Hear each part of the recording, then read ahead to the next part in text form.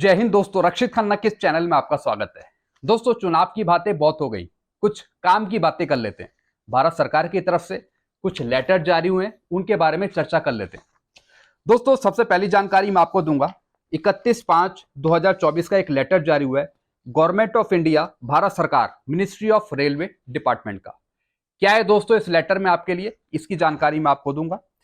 दूसरी जानकारी मैं आपको दूंगा कम्यूटेशन को लेके। एक मेरे पास मेल आया है जिसमें दोस्तों एक कोर्ट का ऑर्डर है। इसके बेस पर आप अपना कम्यूटेशन का पीरियड कम करवा सकते हैं और अपनी रिकवरी भी बंद करा सकते हैं। किसने भेजा है ये मेल मुझे, क्या ये मैसेज है, इसके बारे में आपको जानकारी दूंगा। अगली जानकारी मैं आपको दूंगा एमएससीपी के बारे में। एक दोस्तों मैसेज आया है पेंशनर के पास कि आप पहले पार्ट 2 ऑर्डर करवाएं। पार्ट 2 ऑर्डर आप यूनिट से कराएंगे तभी हम आपको एमएससीपी देंगे। रिकॉर्ड ऐसा क्यों बोल रहा है कि पार्ट 2 ऑर्डर आप यूनिट से कराएं, क्या ये सही है, इसके बारे में आपको जानकारी दूंगा। लास्ट जानकारी मैं आपको दूंगा इस पर्च के रिगार्डिंग, पेंशन को लेके। तो दोस्तों ये सारी इंफॉर्मेशन आपके लिए बहुत महत्वपूर्ण है, इसलिए इस वीडियो को आप शुरू से लेके आखिरी तक देखेगा और अपने ग्रुप में भी शेयर कर दीजिएगा।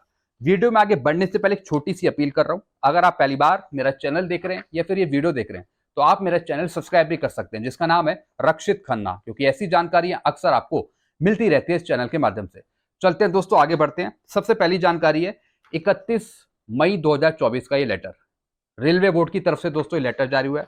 दोस्तों जैसा आपको पता है डीओपीपीडब्ल्यू की तरफ से 30/5/2024 को एक लेटर जारी करा गया था, जिसमें उन्होंने बताया था कि आपकी जो रिटायरमेंट ग्रेजुटी है वो अब 25 लाख हो गई है, यानी 20 लाख से बढ़कर वो 25 लाख हो गई है जनवरी 2024 से। तो दोस्तों रेलवे बोर्ड ने भी एक लेटर जारी कर दिया है और ये आदेश दे दिया कि पेंशनर को भी 25 लाख की ग्रेजुटी देनी पड़ेगी, जो रेलवे के पेंशनर्स हैं। जी हाँ दोस्तों, तो उन्होंने भी जो पुराना लेटर निकला था 30/5 का, उसी का रेफरेंस दिया है और ये बताया है सभी जनरल मैनेजर्स को, प्रिंसिपल फाइनेंशियल एडवाइजर को, all zonal railway production units को, डीजीएस को, कि जो ग्रेजुटी है वो 25 लाख करी जाती है और उसका भुगतान किया जाए।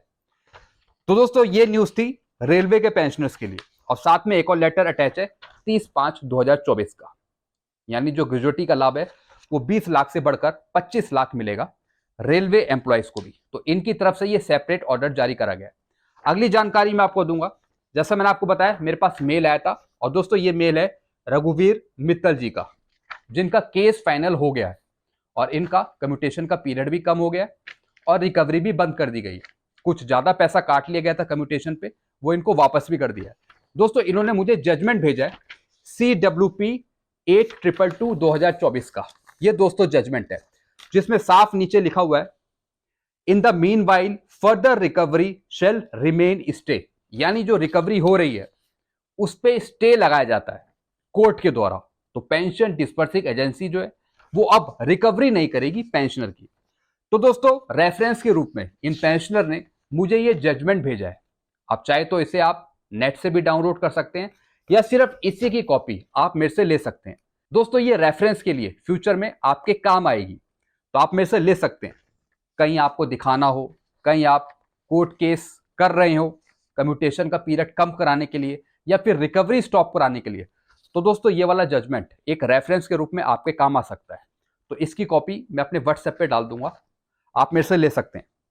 फिर दोस्तों अगली जानकारी मैं आपको दूंगा, ये जानकारी है एमएससीपी को लेके। जैसे मैंने आपको बताया इन पेंशनर ने एमएससीपी लेने के लिए अपने रिकॉर्ड से कार्रवाई करी थी। तो रिकॉर्ड की तरफ से जवाब आया, in view of the above you are requested to liaise with unit for publication of part 2 order of MSCP havildar. यानी इनका कहना है कि पार्ट 2 ऑर्डर के लिए आप अपने यूनिट से कांटेक्ट करें और वहीं से आप शीट रोल वगैरह दें और उसी के बेस पर फिर कार्रवाई होगी। दोस्तों रिकॉर्ड आपको यहाँ पे गुमराह कर रहा है। दोस्तों रिकॉर्ड की तरफ से एमएससीपी ना दी जाए इस वजह से आपको गुमराह कर रहा है।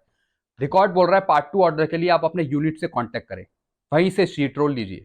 दोस्तों रिकॉर्ड यहाँ पे गलत बोल रहा है, क्योंकि पार्ट 2 ऑर्डर अब रिकॉर्ड करता है।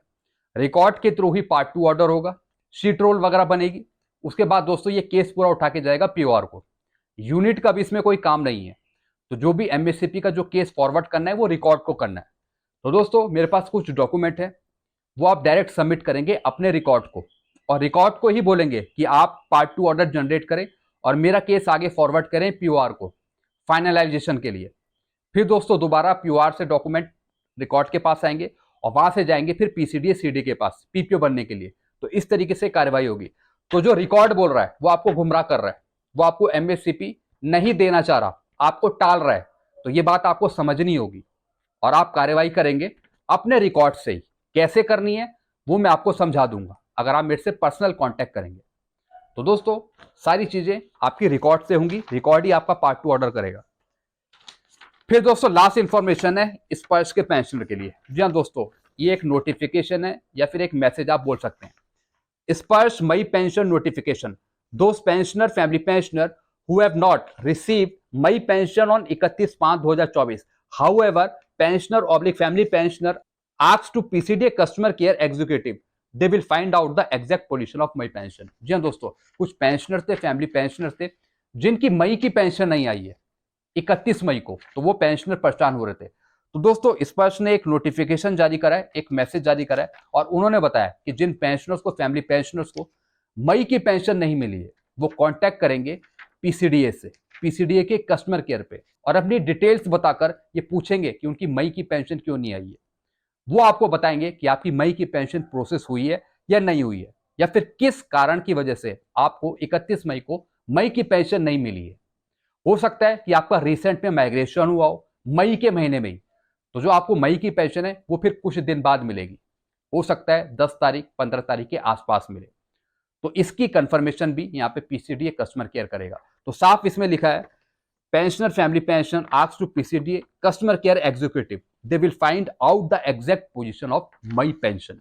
तो दोस्तों मई की पेंशन की जो जानकारी है कि वो आपको क्यों नहीं मिली अभी तक, इसकी जानकारी आपको पीसीडीए कस्टमर केयर वाले देंगे। उनको आपको कॉन्टैक्ट लगाना पड़ेगा, उसका नंबर भी जैसे लास्ट में 5325 है, तो वहीं पे आप कॉल लगाइएगा।